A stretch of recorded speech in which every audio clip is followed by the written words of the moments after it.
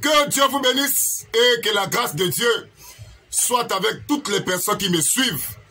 De près, mais aussi comme de loin, je vous salue, moi, votre frère, le frère Jérémie d'Almeida Wycliffe, serviteur de Dieu, mais aussi un prédicateur de l'évangile.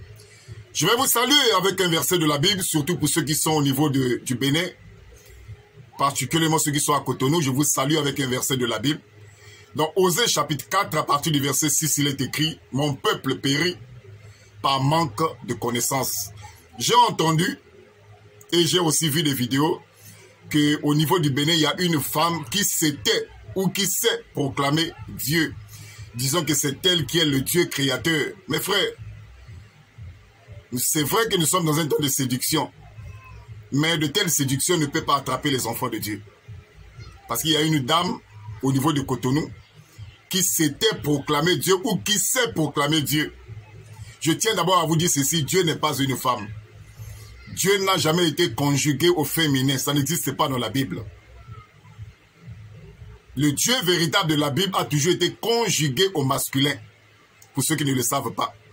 D'ailleurs, dans la prière de notre Père, nous sommes dans Matthieu chapitre 6, à partir du verset 9, il est écrit « Voici comment vous devez prier notre Père qui est aux cieux ». On n'a pas dit notre mère qui est aux cieux. Donc, c'est une séduction, un mensonge grave, un mensonge vraiment grave. Et ce qui est triste, vous savez c'est quoi? Cette dame qui s'est autoproclamée Dieu a entraîné beaucoup de personnes dans la séduction. Ça c'est grave. Ça c'est grave. C'est pour ça que j'ai lu cette écriture dans Osée chapitre 4. À partir du verset 6, il est écrit « Mon peuple périt parce qu'il manque de la connaissance ». Celui qui a la véritable connaissance de Dieu ne peut pas croire à cette femme. C'est impossible. C'est impossible. Mais lorsque nous voyons aujourd'hui, beaucoup de personnes ont été trompées par la séduction, par les mensonges de cette femme qui s'est autoproclamé le Dieu véritable, le Père de Jésus-Christ. Quel égarement! Elle est sincère, cette dame, mais elle est sincère, mais dans l'erreur. Mais ce qui me fait très mal, c'est de voir que beaucoup de personnes ont suivi cette femme dans son égarement, ont cru au mensonge de cette femme, disant que c'est elle qui est le Dieu créateur. Mes frères, comme je viens de le dire, dans la Bible, Dieu n'a jamais été au féminin. Ça n'existe pas. C'est une séduction.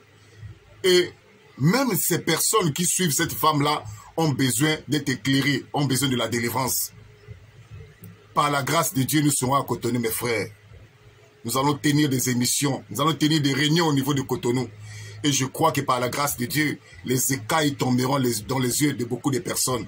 Beaucoup de personnes sortiront des ténèbres, des mensonges dans lesquels plutôt cette femme les a plongés pour accepter le véritable Seigneur, le véritable Sauveur qui n'est que Jésus-Christ.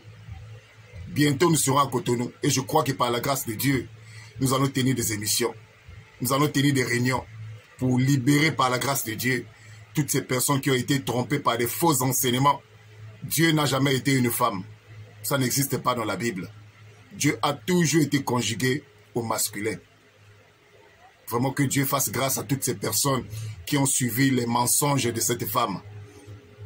Ça, c'est un grand mensonge. Ça fait très, très mal de voir que beaucoup de personnes ont suivi cette femme dans son égarement, dans ses mensonges et dans sa séduction.